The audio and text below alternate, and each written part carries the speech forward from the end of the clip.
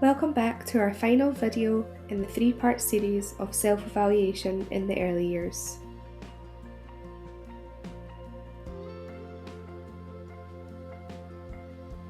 By the end of part 3, you will be able to collaborate and evaluate with your staff team, leadership, children and families to ensure that all stakeholders' voices are considered when evaluating and identifying areas requiring development.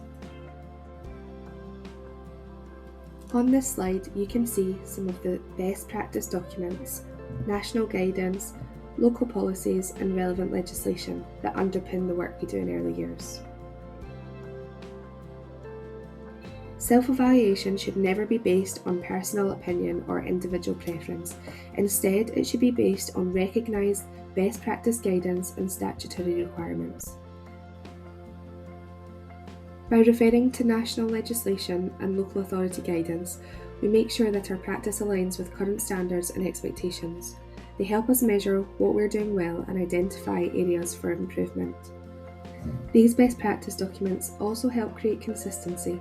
They give everyone a shared understanding of what high quality early years provision should look like, which supports us evaluate fairly and consistently across different rooms, practitioners, the whole setting, and across the authority as a whole. When we are evaluating, we should be asking ourselves, how does practice reflect the principles within these documents? Are we fully meeting statutory requirements? And where can we strengthen our provision in line with the updated guidance? These documents should act as our baseline, our starting point, to measure the quality of what we're providing. They help us to judge how effective we are and highlight where we may need to improve. You may be familiar with this picture on screen. When we talk about high quality self-evaluation, we often use the idea of looking inwards, outwards and forwards. These three perspectives helps us build a full picture of our practice. Looking inwards is about reflecting on what we do every day. It's about our own practice, our routines, our interactions and the experiences we provide the children. We can ask ourselves, how are we doing and what evidence do we have from within our setting? Looking outwards means learning from others. This includes relating to the national guidance, professional reading, examples of strong practice from other settings, for example, attending networking sessions, sharing good practice. It helps us check our thinking and make sure we're aligned with the wider expectations and current understanding. Looking forwards is about improvement. Once we know where we are and what others are doing, we need to decide what comes next. We ask, what do we want to achieve? What changes will make the biggest difference? And how will we measure the impact? It's important to gather feedback from your stakeholders. But who are they? Stakeholders are people who have a professional or personal interest in your setting. They are the individuals or groups of people who are affected by the quality of your provision, who contribute to it, or who rely on it. Because of that, their perspectives help you build a fuller and more accurate picture of how well your setting is doing. These include children, families, parents and carers, your staff team, other agencies such as health visitors, educational psychologists, therapists, other community organisations, and inspectors such as the Care Inspectorate or HMIE. Each group brings a different lens and together they help you understand what is working well and what needs to change. Here's a few examples of how you can do this in your setting. You may have a stay and play session. Ask families for feedback following the session. They may give you feedback about their child's experiences, they might give you feedback on their learning stories, on the provision you have available in terms of environment and experiences. All of this helps us understand what's working well and what could be improved from the family's perspective. You may have speech and language coming into your setting to support an individual child, but you can also ask them for feedback on things like your environment or the strategies that you currently have in place. This helps them give even better advice on how to support each child's development. All of this information from stakeholders is so valuable in your setting's development journey. You can collect and record these insights in your self-evaluation flowbook, helping you to reflect, plan, and improve your setting over time.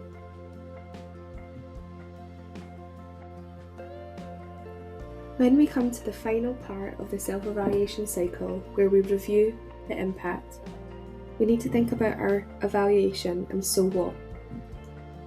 We focus on the impact of the changes that you've made. It's not just about describing what you did, but really understanding what difference it made. So ask yourself, is the impact clear?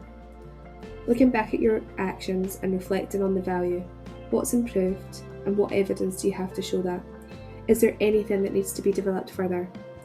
This includes thinking about how families and children were affected and whether staff practice or confidence has changed as a result. You should also make sure to record the impact in a way that's specific and meaningful. It might be through observations, feedback, examples of children's progress, or changes in your routines or interactions, for example. It's important to remember when you come to your evaluation that not every change you implemented will have the impact you intended, and that's okay. What does matter is that you include this in your evaluation, reflecting on what worked, what didn't work, and why it didn't work. Think about what your next steps might be to make it work better in the future. A reminder that evaluation is part of a continuous improvement cycle, so as you implement new changes, new areas for development may emerge. By acting on these as they arise, you're ensuring that your practice continues to grow and improve over time. Recording these reflections in your floor book will help track your progress, learn from experiences, and plan your next steps effectively. The key to writing high-quality self-evaluation is by using evaluative language. It's not enough just to describe what we do. We need to explain the impact of what we've done. It shows reflection, analysis, and clear links to outcomes for children. You can see some of the sentence starters here that help us from moving from describing to evaluating. For example, instead of saying just what happened, we might say, through observation, we learned that, or from our monitoring, we identified that. This shows that our statements are based on evidence and not assumption. Phrases like, by doing this, it ensured that, the impact was, or because of this, it meant that. They help us clearly explain the difference in the actions that we've made. You'll also notice the language around measuring impact, words like all, most, majority, or a few. Being specific strengthens our evaluation. It shows that we understand the extent of impact rather than making vague statements. The word cloud on the slide highlights powerful evaluative vocabulary like impact, progress, identified, achieved, and improved. Here we're looking at what you'll actually need in order to record your self-evaluation effectively. First of all, you'll need a format that works for you in your setting. This could be a flowbook, a folder, or any other recording method that suits your team. The key is that it's accessible and easy to update regularly. You'll also need simple writing tools, things like post-its, pens, and felt tips. Self-evaluation should feel like an ongoing working document, not something that's formal and untouchable. You'll also want to have access to your key documents, things like Realising the Ambition, the Quality Improvement Framework, and any other frameworks that support your practice. Having these close by will help ensure that your reflections stay aligned with the expectations and best practice. Finally, choose a designated space to keep your self-evaluation flowbook or folder. These should be accessible by staff, families, children, and other visitors within your setting.